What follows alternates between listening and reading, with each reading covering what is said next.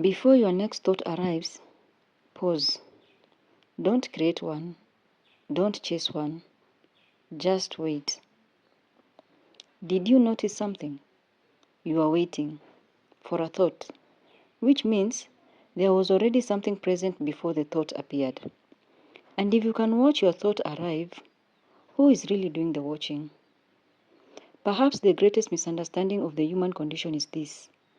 We spend our entire lives believing we are the voice inside our heads. But what if that voice is not you?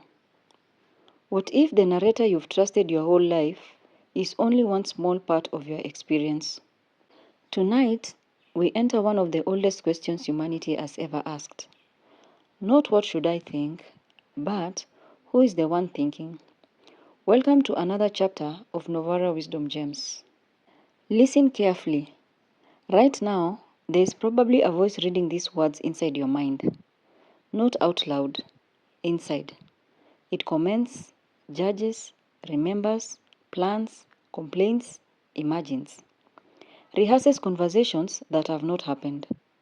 Replays conversations that ended years ago. Sometimes it encourages you. Sometimes it tears you apart. You will never succeed.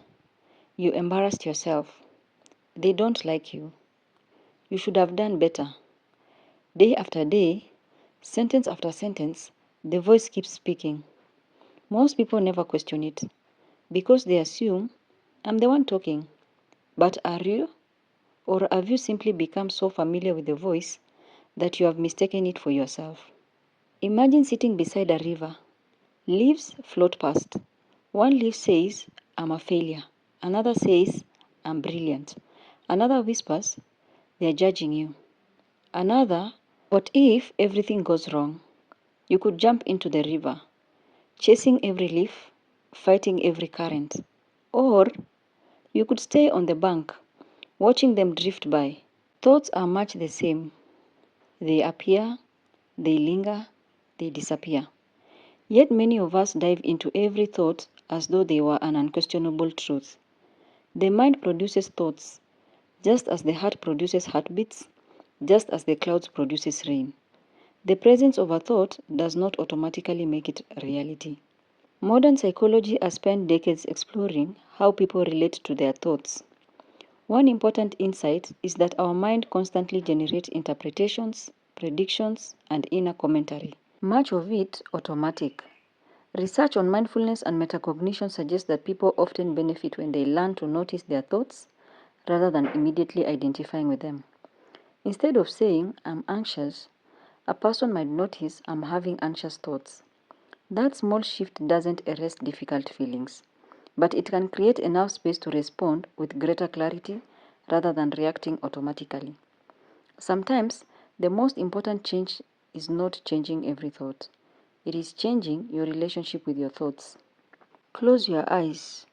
Imagine the night sky. Thoughts are clouds, emotions are weather.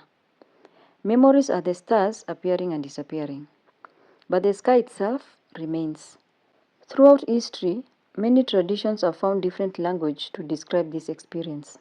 Some speak of awareness, some of consciousness, some of observing self. The names differ, yet they point towards a similar human experience.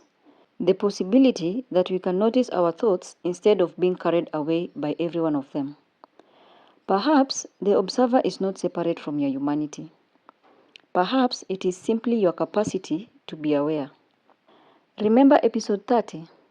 Confirmation bias, negativity bias, the halo effect, availability bias. Those biases don't just shape how we see the world. They shape the stories we tell ourselves. I'm too old. I'm not enough. I always fail. No one understands me. The mind repeats these stories until repetition begins to feel like truth. But repetition is not evidence.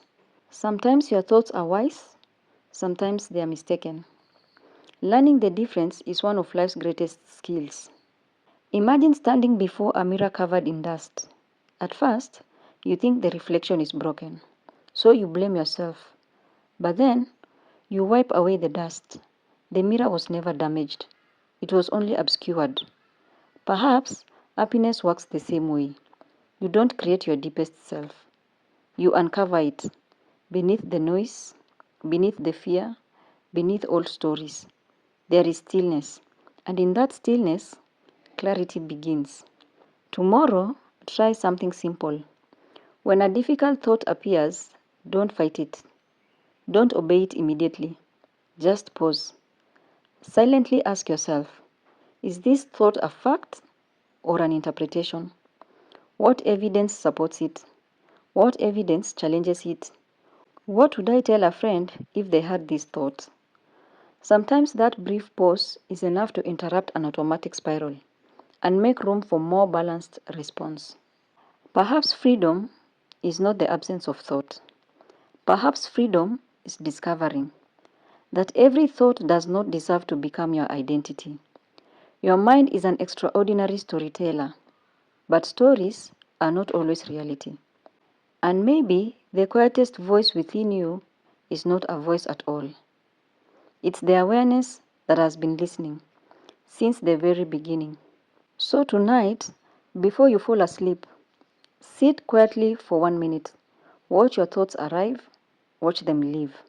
Then ask yourself, if I can observe my thoughts, who is the observer?